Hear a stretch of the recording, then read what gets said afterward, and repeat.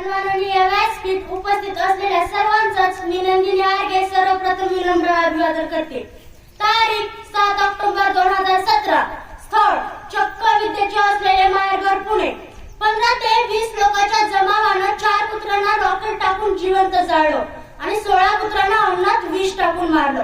अहो, पुत्राचं सोडाच, त्या आधीच्या महिन्यात नांदेडमध्ये पाठीवर पाय देऊन आलेल्या सख्या भावानेच भर रस्त्यात बहिणीच्या पोटात चाकू खुपसून खून केला।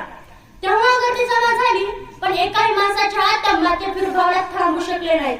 थांबणार कसे? ते तर घडलेल्या घटनेचे मोबाईल मध्ये प्रक्षेपण करण्यात व्यस्त होते। घटना क्रमांक 3, रस्त्याच्या बाजूच्या झाडीत 2 जणांवर खुनी हल्ला झाला। मित्राचा जीव गेला। मुलगी जीवाच्या आकांतानं अर्धमेल्या रक्तबंबाळ अवस्थेत मदतीची याचना करत होती।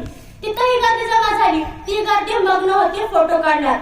अहो, पुत्राला जळताना, बहिणीला तडफडून मारताना, अर्धमेल्या रक्तबंबाळ अवस्थेत मदतीची याचना करताना, समोरच्या गर्दीत मदतीचा हात देऊन माणुसकीची जात निभवणारा एकही मायकाला तिथं हजर नव्हता। हो, तिथं माणूस गैरहजर होता। आणि हाच गर्दीतला माणूस शोधण्यासाठी आज मी तुमच्या समोर विषय मांडते। गर्दीत माणसाच्या माणूस शोधते मी।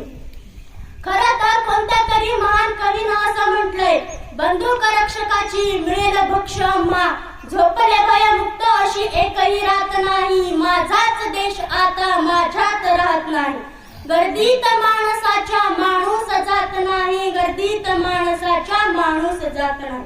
आणि मित्रांनो, किडे, मुंग्या, पशु पक्षी, राणे वने, झाडा झुडपांच्या पसाऱ्यात जगण्यापेक्षा थोडंसं तर्क मेंदू